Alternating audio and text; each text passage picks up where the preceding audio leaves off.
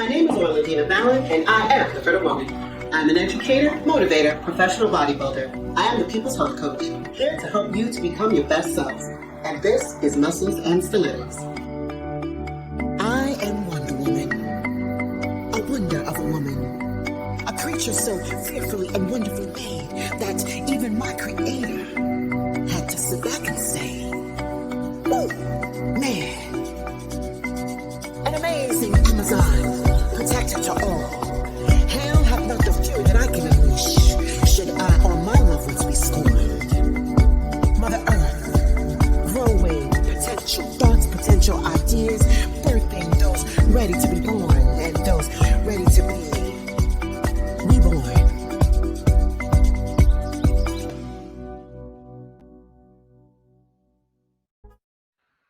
So, Fit Fam, welcome back to another episode of Muscles and Stillettos. And today we're talking about what it means to be coached. So the first half of our segment, we spoke about what are the characteristics of a good coach. My friend Marie, my guest Marie, my sis Boomba, we've been talking about what are the characteristics and qualities of a good coach. So now we're going to move into what it means to be coachable. It's great if you have a great coach, but it's even better if you are actually coachable. And what does that mean? And again, we've been using the analogy of fitness because we know a lot of you can relate to that in terms of the coach, because we're used to seeing a coach with an athlete. But all of us have had a coach, a mentor of some sort, a teacher of some sort that has helped to tease out the things that we want and help us accomplish those goals. So in order for those things to have happened, we have to be coachable. So let's look at one of the first things that you need to be coachable, Marie. So what are you looking for in a person that is coachable? A coachable is a willingness, right there, willingness. A willingness really to, a willingness to grow, a willingness to expand, a willingness to take on what you may not know and trust the coach. And what comes with that, number one and foremost, is you have to be willing to be vulnerable. That word is a trigger word, it seems to be for many people. And it was for me too until I took responsibility for the word. To be vulnerable doesn't equal being weak. It doesn't equal being taken advantage of. To be vulnerable is to, with full knowledge and consent, put yourself in a situation where someone else has control, but it's a control to guide you to a better place. And so when you hire a mentor, a coach, you ask someone to do that for you, you have to trust them enough to know that they have your best interest at heart. But you have to be vulnerable and allow them to do what it is you hired them to do. You know, if you knew what you were doing, you do it yourself. I said that before. You would do it yourself. But this expert, this master, this person that has taken the time now, they have the guidebook. So now you have to be willing and allow them to do what it is they know to do, right? But they can't force you or make you do anything. You have to be willing to be vulnerable and let them, okay, sir, what do I do? Or okay, ma'am, what do I do? Which way do I go? How do I do it? Wax on. Wax on. Wax on. When am I going to be able to fight? Wait, Danya-san. Exactly. Wax on? What's off, that willingness, like you said, a lot of times people equate willingness with being weak or being vulnerable with being weak, when in truth is you're saying, I'm allowing you to break me down. Because right now, that's why we said it's so important that you pick the right coach, because when you are at that point of being broken down, you are vulnerable. You are at your weakest. You don't want to have somebody who's going to take advantage of that in a negative way. You want them to take advantage of it in a very good way. To take advantage of the fact that you are at your weakest point and their plan is to get you to be at your strongest. So the next part of being coachable is being humble. Be humble. Be willing to be broken down and rebuilt. Because as Marie said before, every creation, there must be destruction. You have to be humble. I always talk about the T-chaise analogy. Those of you who are Haitian will understand this little chair. Many Caribbean households have this little chair made out of straw or wood, and it's from the countryside. And my mom keeps it in the kitchen. Handcrafted, they're beautiful. They're beautiful. And these little chairs, they can, some of them just look like straw, because they're made out of leaves and whatever, wood. Sometimes wood, yeah. Yeah, raw materials. Sometimes people paint them. But every Caribbean household has one. And you take this chair And they put it in the house. My mom keeps it in the kitchen. So whenever I come over, I just sit in this little chair. And I've spoken about how anytime I sit in this little chair, I'm reminded that I'm always learning. I'm always a child to the universe. And I love that, because a child is always malleable. They always want to learn. So when you're humble, it leaves a sense of always wanting to learn and being at a place where you are malleable, being at a place where you will welcome the destruction. I didn't say you're going to like it, but you will welcome it and you will understand it and even embrace it because you know that you're being crunched and broken down into your finest part. That sense of humility is not a place of weakness. It's actually a place of strength because you're saying, I'm allowing the universe to do what it needs to do to make me my best self. So and I think you bring up a good point there that I don't want to pass over for people. Mm-hmm. You're not going to like it. There's a sense of, whether it be, I don't know, storybooks, Hollywood movies, I don't know what this idea of getting to, a goal or getting to something that's really important that you have to work for to achieve, yes, that you're going to like the process, or that, it's not going to be uncomfortable is not even the right word sometimes. It's that if you are really in the process of evolution, if you are really in the process of achieving something, you are going to get to a point of failure over and over again. You're going to get to a point where you don't believe that you can ever reach that goal. You're going to go through things that you truly do not like and are uncomfortable with, to the point of where you're like, screw this, I don't want to do it anymore. And it's part of the experience and it's part of the journey. And a great coach, as we said before, is unbothered by that because they know that's what you have to go through and they're going to push you through it. But you have to be willing to take that responsibility and understand in those moments, especially when you don't like it and it doesn't feel good and you don't feel necessarily empowered in that particular moment of low, that this is just a valley to get through. Correct. There are mountains and there are valleys, and this is just a mountain to get through. This is just a pitfall to get through. This is just something to get through, because once I get through to the other side, I am stronger. I recently, last year was difficult for many people. And part of what allowed me, I lost loved ones, and, there were different things, all kinds of things that came up.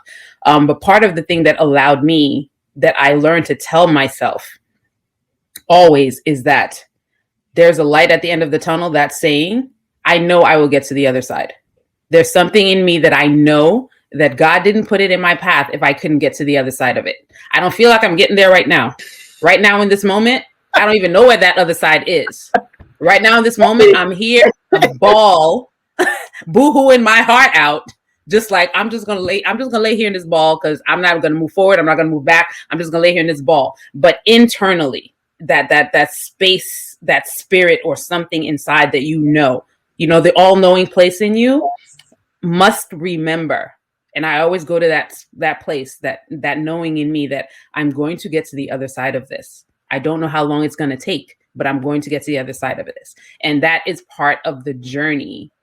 So to be coachable is to know for yourself that if you keep moving, if you keep trying, if you keep going forward, and if you keep being obedient and listening to your mentor, coach, that person that's leading you, you are going to get to that other side.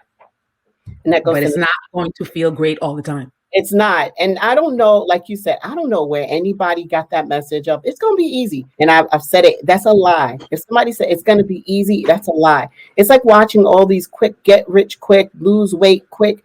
These people are lying. And I'm sorry. That's what it is. You're not going to. That's one of your pet peeves. I know. That's my biggest pet peeve. This lose weight, lose 25 and 27 pounds in 5 days. Now, sip this tea and it'll be fine.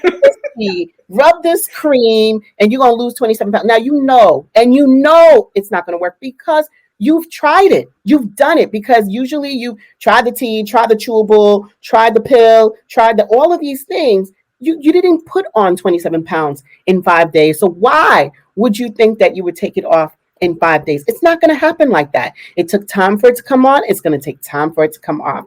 And that's what it is. You have to be willing to do the work, to see the results that are going to provide lasting results. So to be coachable, it requires you to be willing to learn. Every behavior is a habit that can be broken and replaced with a new one. They always have this 21-day It takes 21 days to break a habit. Newsflash, folks. I actually did the research and found out that came from a book. And it just caught on to popular pop culture. Folklore. Yeah. Folklore. And it does not take 21 days to break a habit. It can take anywhere from 21 to almost 400 days to break a habit, folks. Anything. And that old habit, you can't just remove it. It can't just be taken out because it's going to create a void. It must be replaced. So that thought process that you had, you have to work on replacing it and changing that thought process. It's like quitting sugar. You cannot just remove sugar from your diet. It doesn't work. Your body, it creates a void, an emotional void, physical void. It creates a whole host of things. So you have to replace the unhealthy sugar with a natural sugar and then start working your way. It has to be a replacement. But how does that work? You got to work on it. Because, part of that too is that, that habit is tied to a belief. Our beliefs is what drives our actions. Right. If this habit is tied to a belief and you still believe that, the habit, you're going to be constantly fighting to break the habit, but I still believe this, but that habit, because the habit supports it based in a belief. So to break the habit is to really create a new belief. A belief that something else is possible, a belief that something else is going to work in this place, a belief that something, or even the number one belief that, this habit doesn't work for me anymore. Yeah. I no longer believe in it. Yes. That's a new belief. So then that'll support a new habit. So there's so many layers to it. And, even in our conversation today, we can't really touch on all of it, but if people could just get the understanding of themselves to know that everything is a learned behavior. Correct. And so you get yourself a good person or group of people, it's not just one, a group of people in your life, a good circle, right? And that supports you in creating, those new habits and new beliefs. And now the next point, when you are being indoctrinated in this new belief system, you're going to have a struggle. You're going to fall off. You're going to come back on track. You're going to fall off. You're going to come back on track. You're going to fall off. And you need to be upfront and honest with your coach when those things happen. A lot of times we think that, well, if he doesn't know or she doesn't know, no harm, no foul. They don't know, so what? But here's the thing. When you don't tell your coach what's happening, they can't support you. They don't know, maybe we need to change the path that we're taking. Maybe we need to adjust this. Or maybe you just need a good talking to. Maybe you just need to be, bolstered up a little bit. But do not think that when you lie or don't tell the whole truth. I didn't lie. You're withholding information. It harms you because it keeps you from achieving that ultimate goal that you've established for yourself. So you got to tell your coach what's going on. Hey, look, I was having a hard time. Marie gave a good example. She said, can you tell me about when you were doing the 21 day detox? A 28-day program with my clients. Which part? There were so many levels. Where you said, okay, now we're going to remove certain foods. We're going to just focus on greens. And the fear was, what if I'm hungry? And you were like, oh, right. So for January, and again, as I'm 100% in ingredients with Orlandina about there are no quick fixes, there's no any of that. But for the month of January, what I did with my clients, new year, new you, all that jazz that people say, for January 1st resolutions and such. How I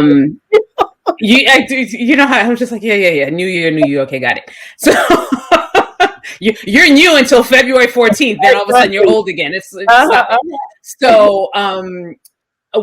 the program it's 28-day program. I call it Detox Reset. And I use those words because it's words for people to really understand, and they're catchphrases. But it was really having a conversation and then a practical action-based removing of certain foods 1 week at a time. So people can get understanding of what the food is doing to you physically, emotionally, what it's doing to your body. How is it really nourishing your body? Is it nourishing your body? And to have people really start to just cleanse themselves and clear their taste buds, not to mention what it's doing physically to you, so that by the end of week 4, we're basically eating vegetables for that last week.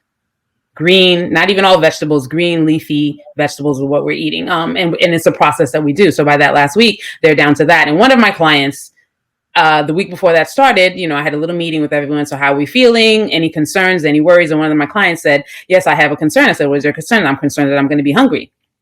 And my reply to her, as an unbothered coach that I was like, why would you be hungry?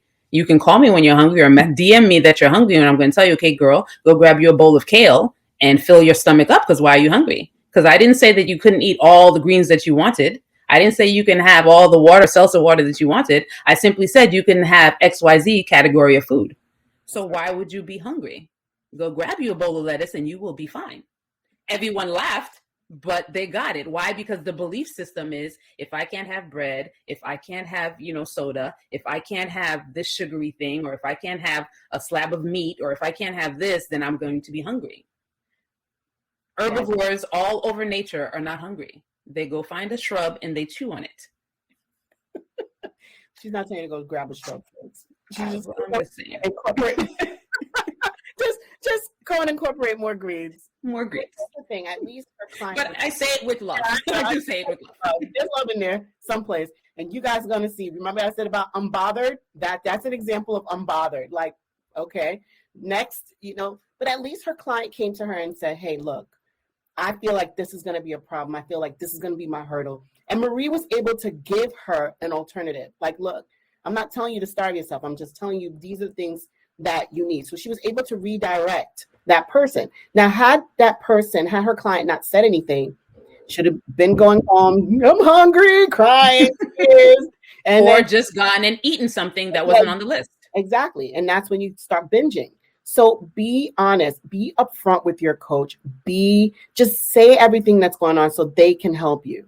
The other thing that I look for in a client, be engaged. Don't look for people to spoon feed you. Look, we're all grown at this point. We're all grown folks. Be a part of the plan. You sat there, you met with your coach, you took on this coach, you know the plan, be a part of the plan. As we said in the beginning, in the first half of this, we want to coach. We don't want to coax. I'm not going to explain to you why you should be eating well. You already know that. I'm not going to explain to you why you need to move regularly. You know this already. Be a part of the movement. Be a part of the best of this, of being coached into a better you. And follow the plan. That's it. We've said, I have a friend of mine. She's a coach for an insurance company. So she has her own insurance company. She brings on different people. And she said, one of the things that she always has a problem with is when she tells them this is the plan. She says, when I ask you to jump, I don't want you to ask me how high. I already want you to know that you're going to jump as high as you can. Whatever you've envisioned to be your highest, then that's how high I want you to jump. I'm not going to tell you jump 5 feet, jump 3 feet. Or if I tell you jump, I just want you to tell me, I don't even want you to ask me how high. Just go for it. Give it your all. Follow the plan. Exactly. One of the programs I did long time ago was a group training. But one of the exercises that we had to do is on a break, we had to go, and it was maybe a 20 or 30-minute break, but we had to go and we had to call 10 people. Call 10 people we knew and have a conversation about a particular topic. And it wasn't about having, a friendly, hey girl, what you doing kind of conversation. It was a detailed, it was an intentional conversation. But you were to reach 10 people, not just call 10 people. You were to reach 10 people. And part of it was about, having the energy of saying, because people, of course, were like, well, what if I don't? And what if people are not home? And no. You're going in there with the intention of reaching 10 people and having this specific conversation with these 10 people. And what I learned in that practice was, again, because we all come back as a collective and then you hear the reasons and the excuses, but then you hear the profound breakthroughs and things that people were having when they actually accomplished a goal or they had those certain conversations, because it wasn't necessarily a comfortable conversation for some of the people you were interacting with. But what that taught me, and I'm talking, this was years ago, what that taught me in the future, especially now as a coach and now as someone who deals with clients, is being able to have intentional, direct, compassionate, but intentional conversations with people, whether you have a lot of time or you have a short period of time. And so it goes back to your coaches and your mentors come in so many different shapes and forms throughout life. But if I wasn't willing and I wasn't coachable back then, that would have just been, that's something that I had to do and I did it or I got through it and then moved on. And later on in my life, when it became key and it had nothing to do with that original circumstance, But now I had the muscle memory. I had the ability to just go in there and was like, yeah, I have to be laser focused and get this done. So boom, boom, boom, let's get this done. And now I'm proficient at it. But that came from me having to do that exercise so many years ago in another completely different setting. So, it goes back to, you may not always understand why you have to do something, and you may not like it during the time that you're doing it, but the tools and the things that you are gaining for yourself and for your life. Because at the end of the day, that's what this is about. We said at the beginning, it's about the evolution of life. It's about the evolution of who you are, getting back to self, not ego, who you are, empowering yourself in every circumstance of life, not just at the gym, not just at your job, not necessarily just in your relationships, but the whole of your life and what your life encompasses. And you know what? That's a perfect way to wrap this conversation up. I can't wrap it up any better than that. The fact that through this whole coaching, being coached, and learning to be a coach, you learn to apply the skill set not only in one scenario, but you're able to take it and apply it to every other aspect of your life. That is the beauty of this. The fact that you're able to take on this experience and apply it to your career, apply it to, yes, your health, apply it to personal relationships, apply it to clients, and apply it in every aspect. I think every lesson as you go through life, if you're able to apply it outside of the arena in which you learned it, I think that is the ultimate success. And that's what makes you coachable. Because if you are humble, if you learn to be humble in one area, you're like, you know what? I have to be humble. I can bring this into other areas and realize that it doesn't mean to be humiliated. It means to be accepting and allowing of what the universe and what God has to give to you. So, Marie, you've said so many amazing things. And where can people find you so that they can be coached through your wisdom? Can they find you? Thank you. You can find me, Marie Williams. My company is Elite Bride Squad. Again, wedding officiant. I'm also a fitness personal trainer with NASM and fitness instructor. On Facebook, you can find me on Instagram at elite_bride squad. I believe Dina has my my credits that'll be popping up there, but my intention always is to really make a difference for people and impact people in a positive way. So thank you again, Dina, for the opportunity of being on Muscles and Stillettos.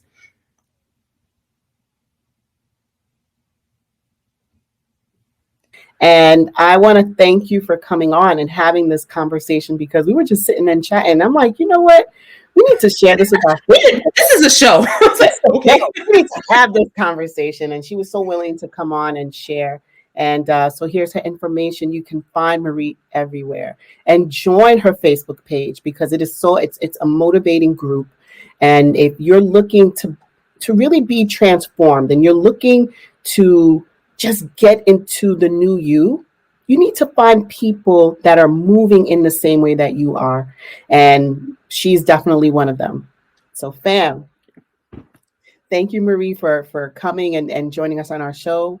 Fam, I want you to be bigger, be fitter, be stronger, be coachable, so that you become the best you ever.